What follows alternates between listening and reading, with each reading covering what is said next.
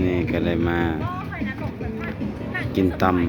ำกับเจสนพี่น้องตำอยู่แคมป์คลองสวรรณเขตเลยตอนแรกผู้สาวงาม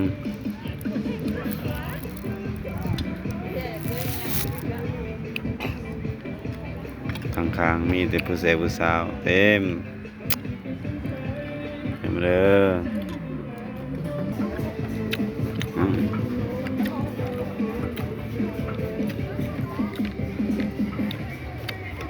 ตำกับปูหมา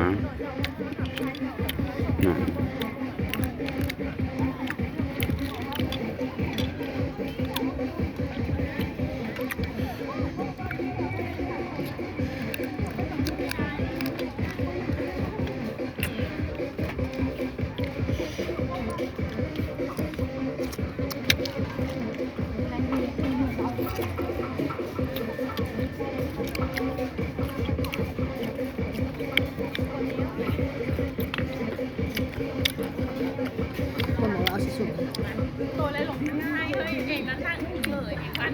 ไม่น้องไม่รู้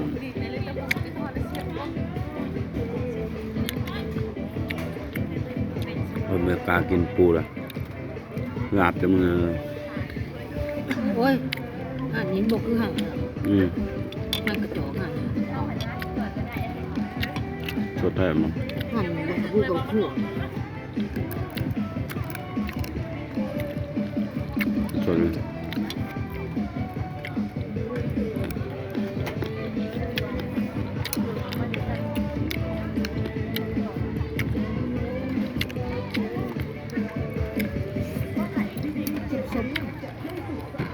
เล่นโทรศัพท์หลุดใจ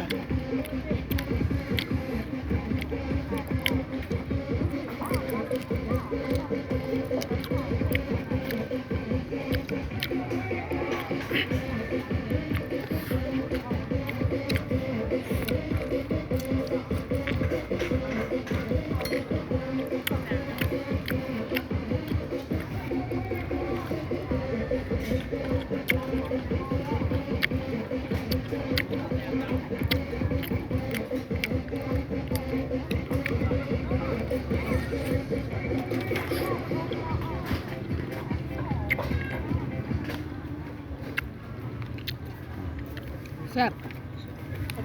แม่นบวเผ็ด เป็ดหรือบ่แซ่บเนาะ มันเจ็บปากเอาที่ชื่อไง มันกินบ่ได้หลายเด้อเผ็ด เลย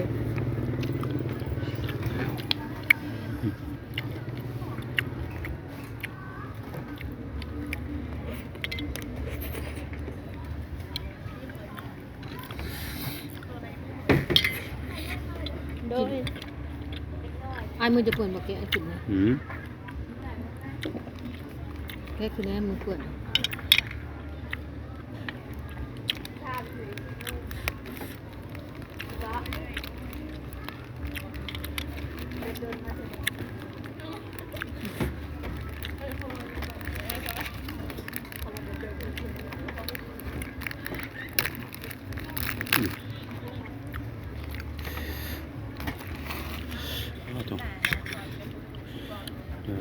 อันนี้จะบอกตำหนึ่งแซ่บจะกินสั่งเหม็นเน่าไปเลยเขาบอกเฮงนี่แซ่บ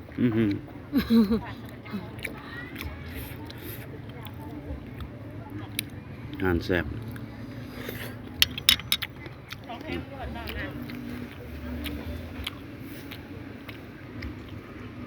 แคมคลองเด้อ